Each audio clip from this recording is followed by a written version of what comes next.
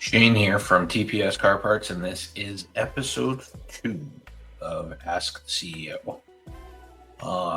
We'll get right into the questions here. Kyle from Medicine Hat, Alberta, has asked, are aftermarket intakes actually worth it, or are they just noise? Oof, what a controversial one to get going here. So the short answer is it depends on application. For me, if you have no other modifications done to your vehicle and it's relatively new, leave it alone, honestly. The caveat to that would be boosted application, so anything with the turbo, especially if you have some plans to do anything down the road. But if you have like a stock 4-cylinder, Honda Civic, just leave it alone. If it's your SUV commuter naturally aspirated, leave that alone. You're wasting your money. However, if you have a boosted application like an F-150 with an EcoBoost, especially if you're considering maybe tuning it down the road, can definitely be worthwhile. If you're in the diesel world, definitely worthwhile. Now, you have to be careful because there are some brands out there that will compromise performance for filtration. So this can be more complicated, and I'm not an engineer, but here's a basic 30,000 foot view of how I see it. Performance filtration is like a scale. Okay. Without changing the size of the media filter, you cannot really gain performance without giving up filtration. So keep that in mind as you're shopping. Everything's application specific, everything's manufacturer specific. It's not a one size fits all answer for every vehicle. With that being said, the secondary question that is probably going to come with this if I don't answer it, what is your preferred brand? S&B.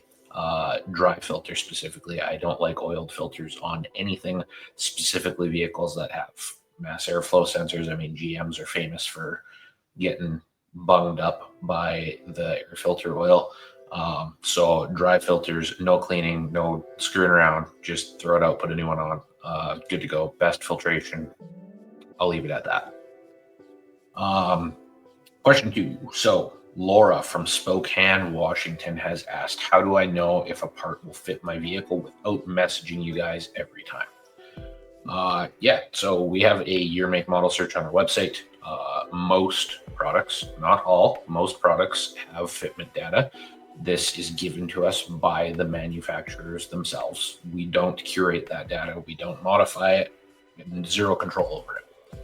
Now, with that being said, you have to understand the complexities and intricacies of your vehicle, and a fitment tool cannot always ask you all the right questions. So my recommendation and the way that I shop for things person to person, but not just when it comes to automotive parts, but everything, is I generally will look at like a retailer to try and figure out what I want.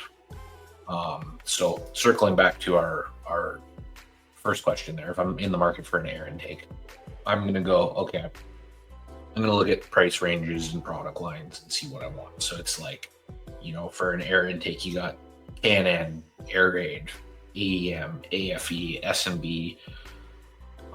There's probably some I'm missing here. I'm just trying to rattle off the top of my head. But you have all these brands. So you put your vehicle in, you get 20 different intakes, and you're like, okay, these ones are 400, these ones are 800. Here's where I want to spend like $500. So then that tells you your options. Okay, now what are the differences between them? That's where retailers have data. We have data. You can ask us. Or if you're researching on your own, go to the manufacturer websites. Honestly, this is just, it's part of the shopping process, in my opinion. So you can start from the retailer with the shopping process. Then I would go to the manufacturer's website. It's going to give you two things. They're going to have the most comprehensive information, data, testimonials, instructions, like whatever information you need. No one has more data than a manufacturer. It's just how it is. They only ever give us retailers, best case scenario, 80% of the data they have.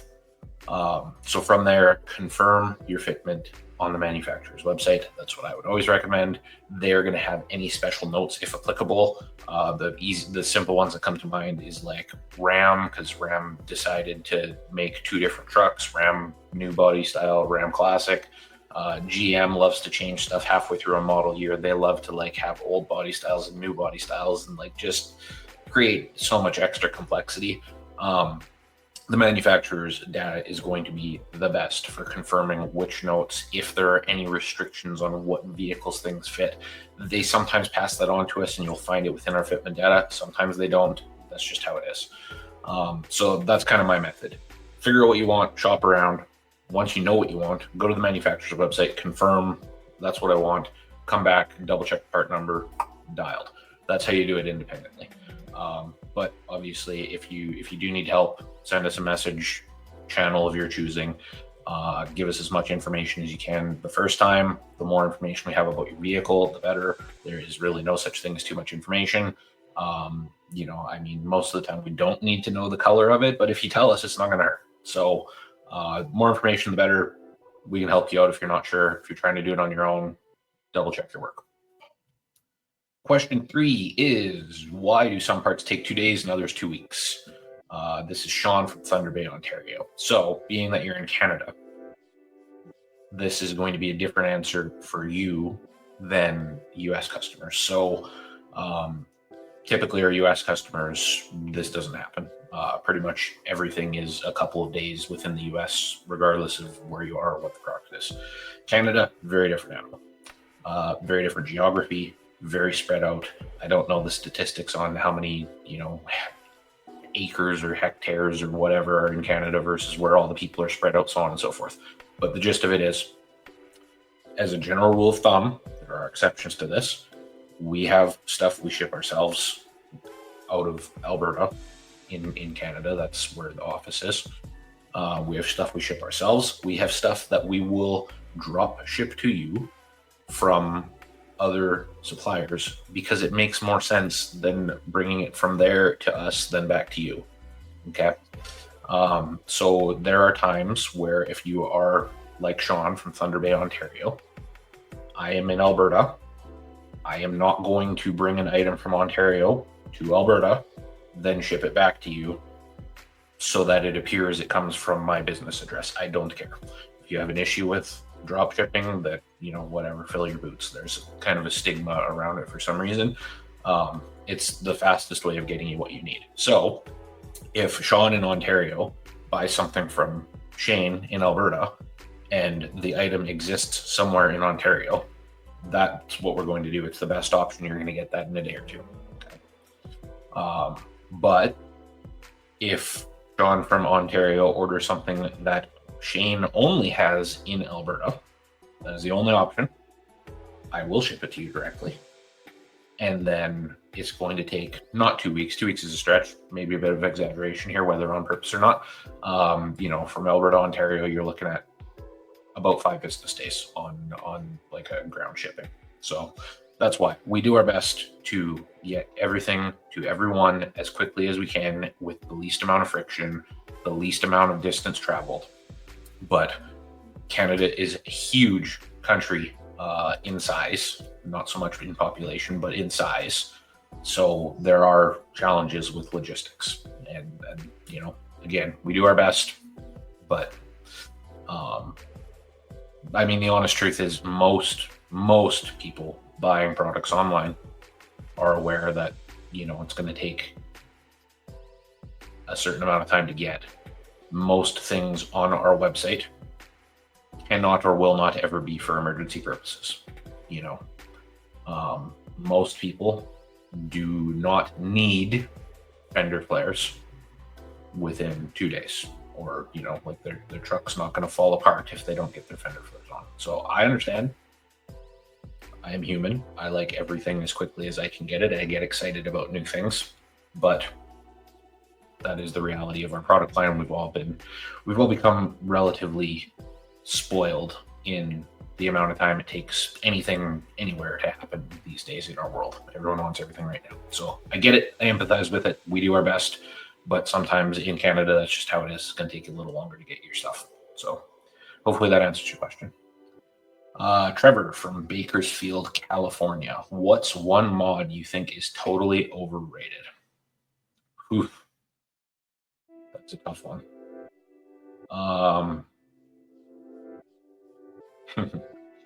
Cab spoilers is one that comes to mind.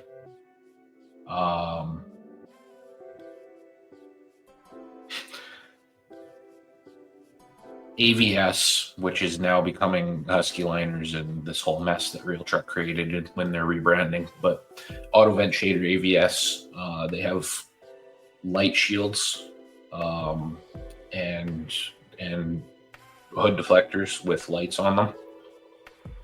Not really for me. Some people like it because it kind of has like gives it a bit of a Raptor look. Not for me. To each their own though. Like if you like that, obviously we sell it. We'll give it to you. But those aren't for me. Yeah, the cab spoilers. That's a weird one.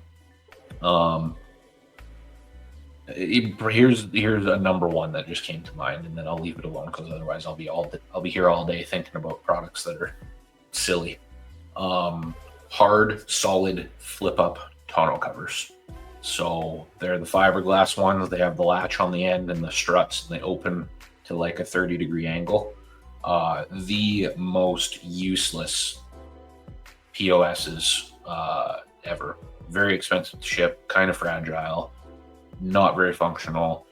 Arguably look better because their body color and, some of them have spoilers on them and stuff like that. But just like a horrible investment. You're going to spend like $2,000 or $3,000 for this hunk of fiberglass that's going to make your truck box almost entirely useless. So there's my number one.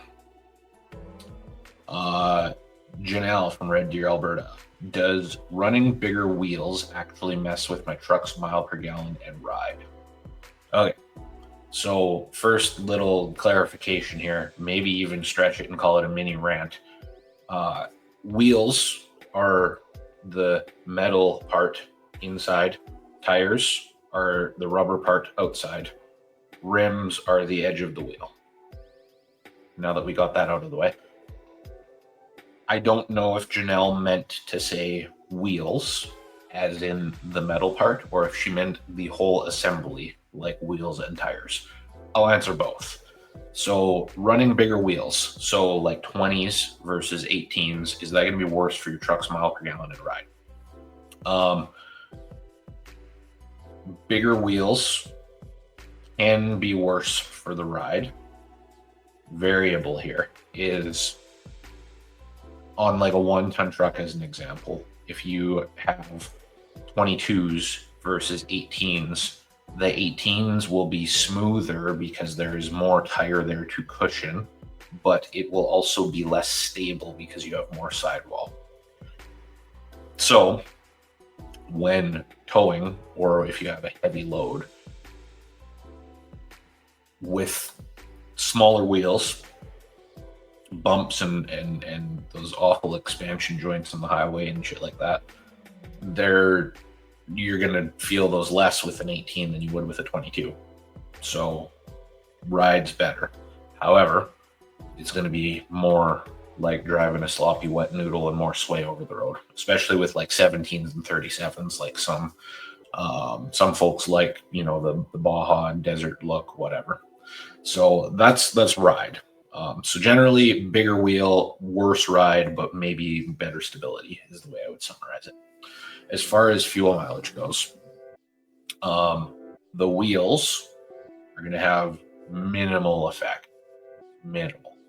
When assuming outside tire size stays the same, you're either going to have more rubber or you're going to have more metal. And, we're splitting hairs here as far as like the rotating mass and weight goes.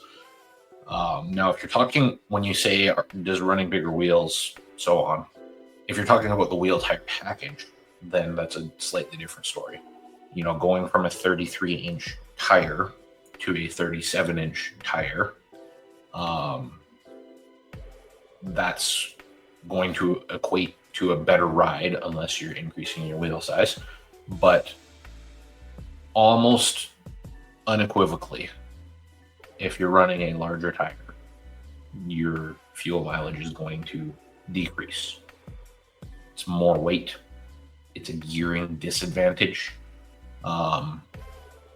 That's typical. There are outlying cases where if your truck or car is geared incorrectly to begin with.